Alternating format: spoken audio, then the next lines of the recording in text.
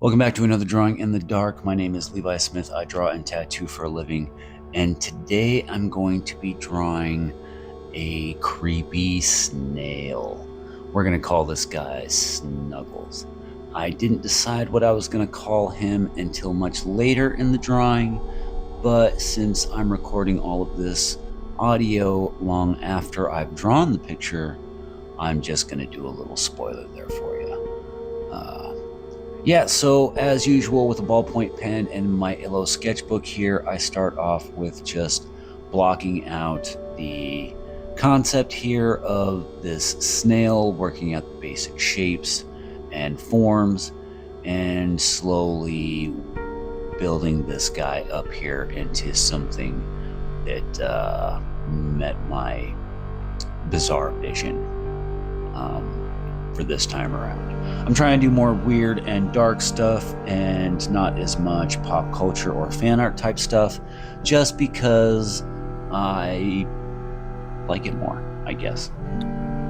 This guy was a lot of fun, actually.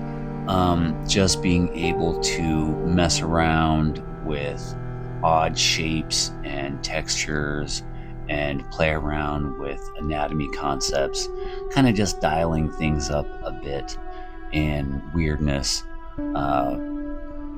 It was a really fun exercise, and I think that these kinds of exercises can be really useful in a lot of ways, because you can get past whether or not you're drawing things right and focus more on compositional elements, shape, volume, lighting, shading techniques, just being with a drawing without fussing or giving yourself some kind of panic attack in relation to, are my fingers drawn well? Is the anatomy correct? Is the lighting good? Is my perspective proper? Sometimes the best thing to do for your drawing practice and for your skill development is just to draw weird stuff and just go with it. Just go with it. Especially things that nobody's really ever seen before, because then no one can tell you that you did it wrong. And I don't know, it takes a lot of pressure off of things, especially when the stakes are really low. You know, this isn't necessarily for anything other than, I guess, the sketch videos. But otherwise, I mean, there's no other purpose.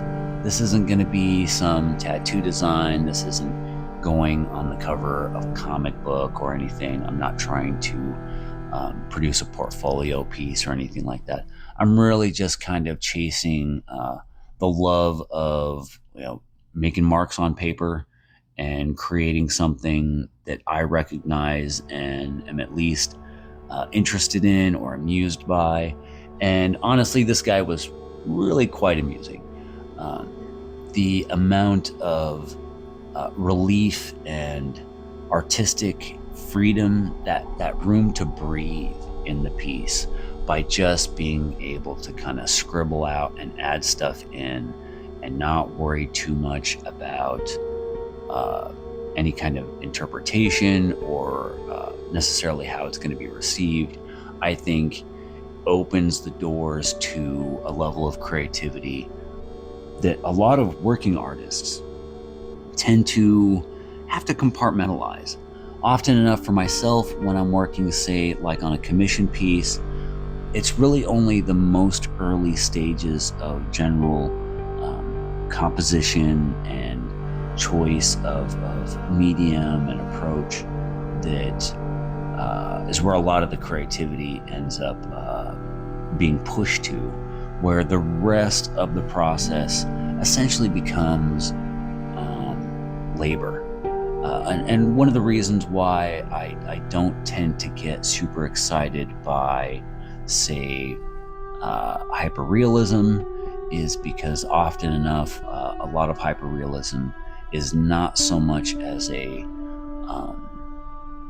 conceptually creative process as it is more of a labor process. Trying to render, say, if you're drawing a photographic picture of like a dog.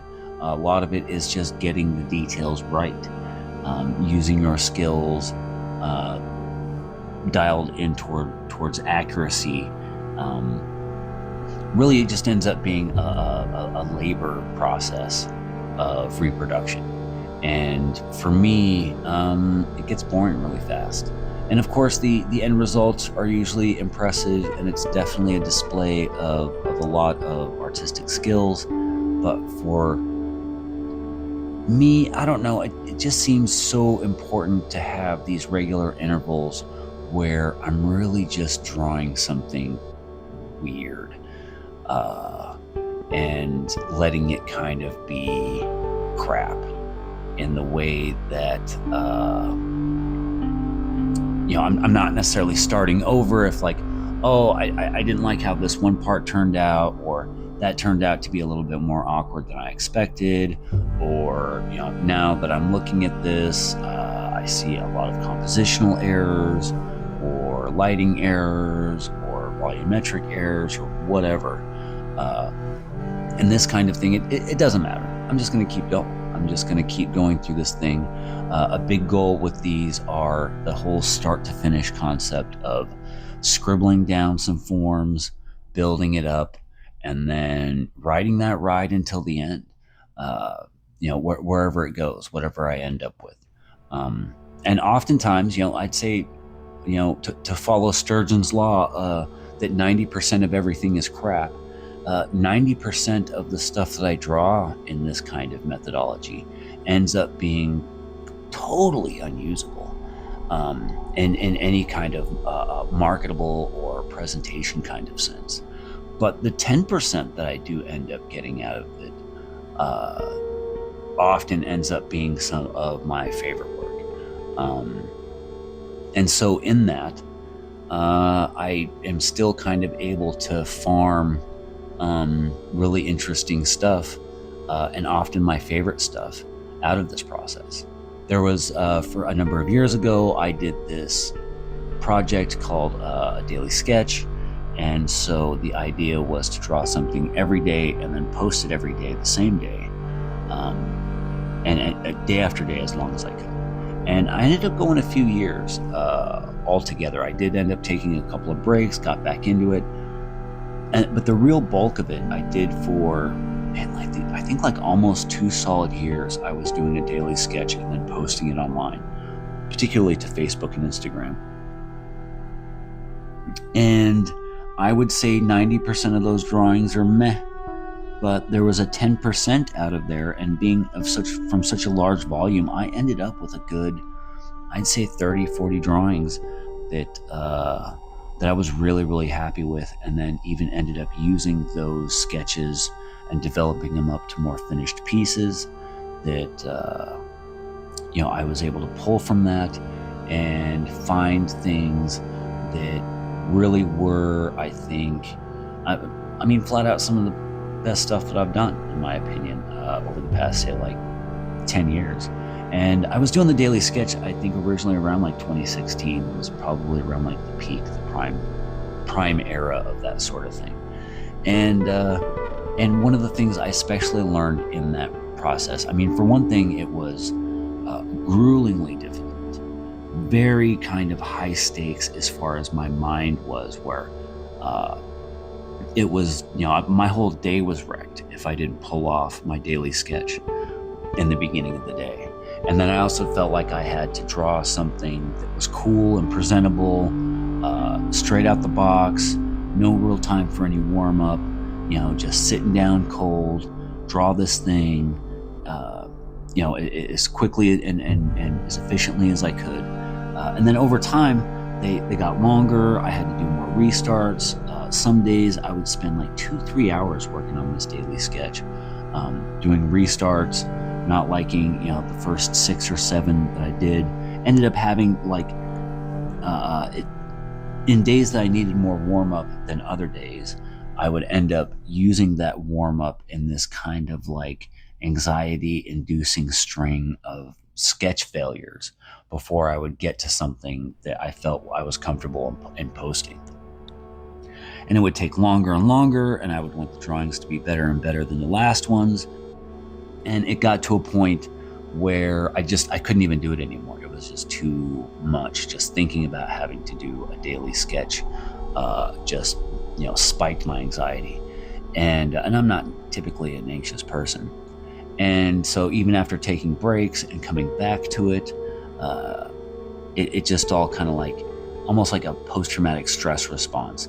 I was immediately back at that worst point after doing, around 2 years solid of sketches. So I ended up having to take a break, and then realizing that I really just had to stop. But at the same time, I'm still going back to a lot of those sketches and farming them, because there's a lot of good stuff that came out of that sea of crap, really. And kind of in a similar way with these sketchbook sketches, I'm trying to do something like that daily sketch, but give myself more time, take a lot of the pressure off, give myself a little bit more room. The original sketches I was doing were 5 inches by 5 inches max, so they're fairly small to keep them quick and easy.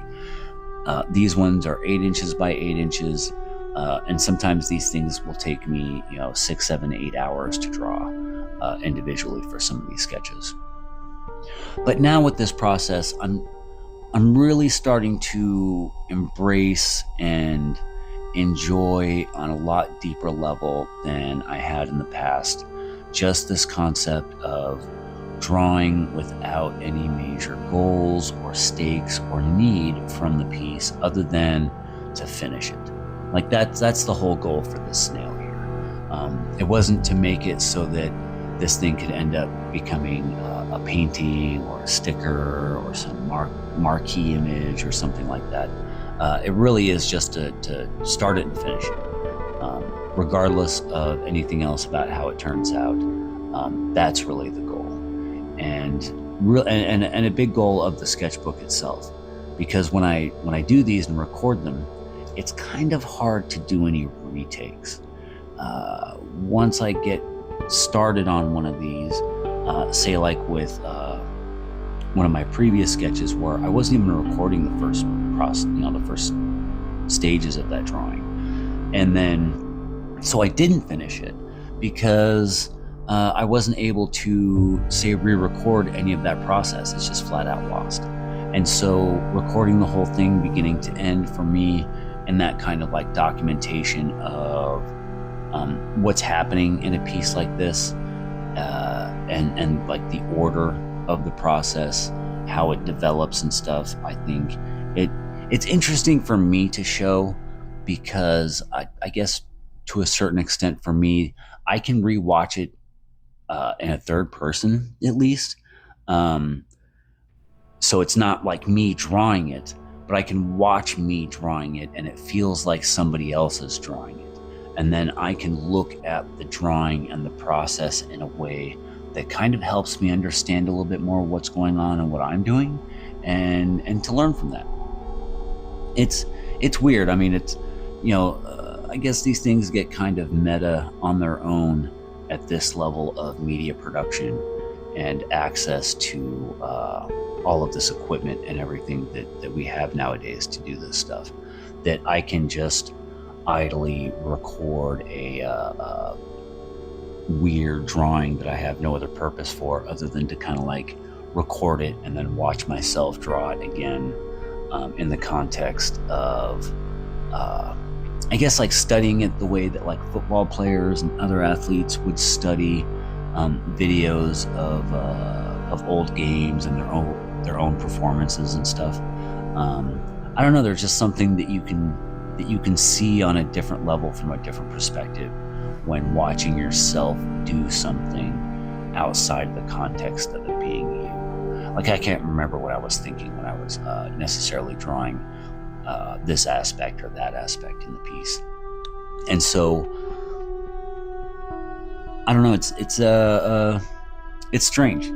There's a little bit of kind of an out-of-body experience artistically for it that I definitely do find fascinating and entertaining. And maybe that's a big reason why I keep doing these damn things, is to watch myself draw, And how's that for an ego trip?